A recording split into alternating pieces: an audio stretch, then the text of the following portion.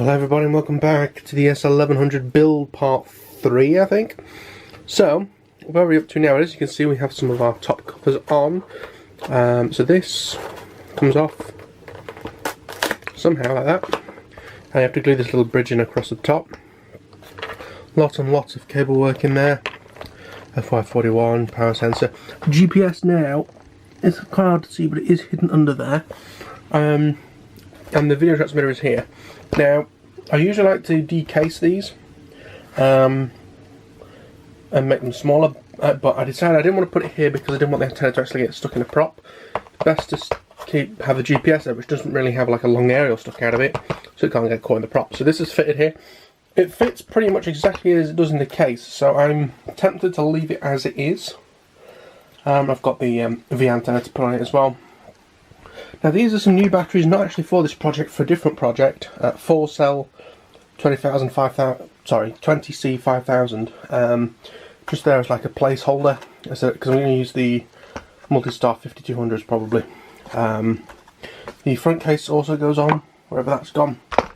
I'm going to be installing, of course, the Runcam 2 style one. There is some bits of carbon to glue in here, so you can pull them out a lot easier. Or at least on that one. So we're actually moving on to something which, surprisingly, I didn't do early on, which is attaching the ailerons to the elevons, or the servos to the elevons. Now, the ones that come with it are actually not long enough. So I'm going to use these ones from Banggood. You can see the length difference.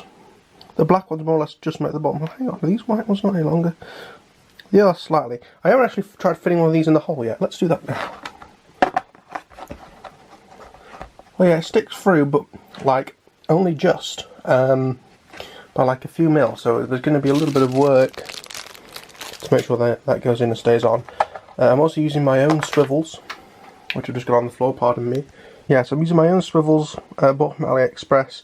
I've upgraded the nut on this end to a nylock nut instead of a regular nut, but I'm using all the washers and everything. Still going to use this screw in the end. So I'm going to have it set up so that the Z bend goes to the servo, and then that end goes through there.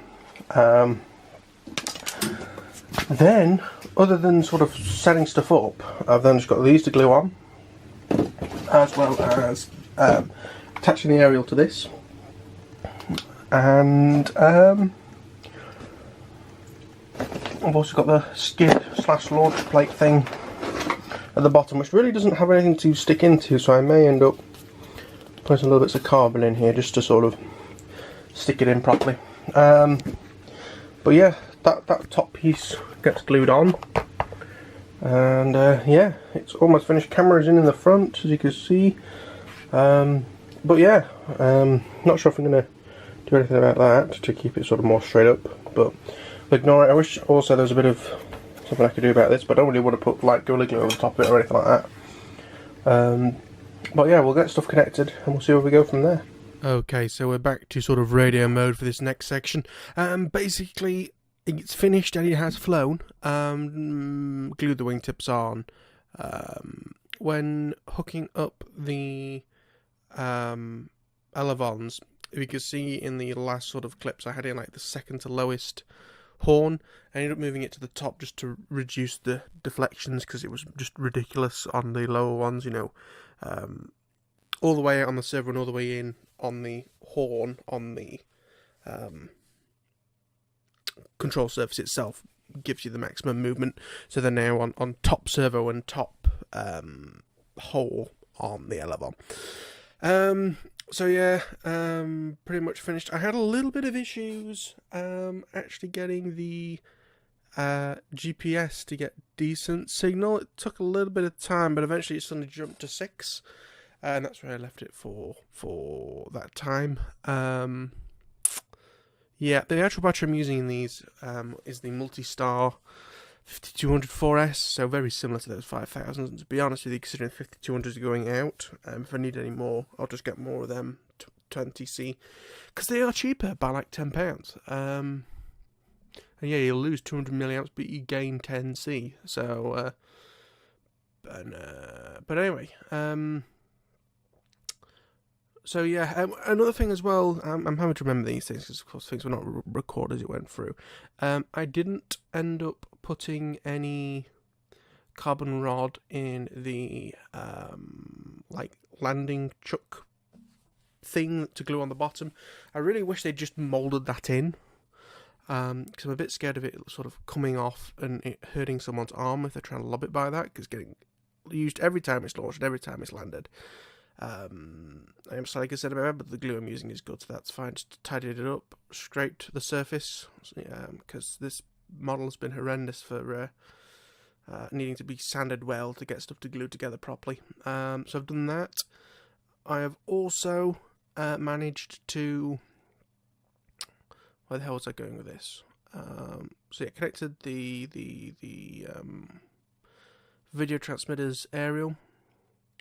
Also, put the motors on. I can't remember if they're counter-rotating or not, but because it's multi-rotor propellers, I just sort of stuck them on so that they would rotate. The more I think about it, I think they are counter-rotating inwards. And yeah, I think that was more or less it. The little thing for the back cover, the little carbon thing to help you pull the top case off, just keeps coming out. It really needs gluing on something solid and a lot of sanding to get it to actually glue in. Mixture of mold release and the shininess of the carbon fibre. But yeah, overall, other than the weird way that the wings actually slide on, it really wasn't that hard of a build. It has flown. And probably the next video we'll be discussing what happened during that. Yeah. Thank you for watching. Hopefully you enjoyed the build of this aircraft, and we'll see you all in the next one. Bye bye.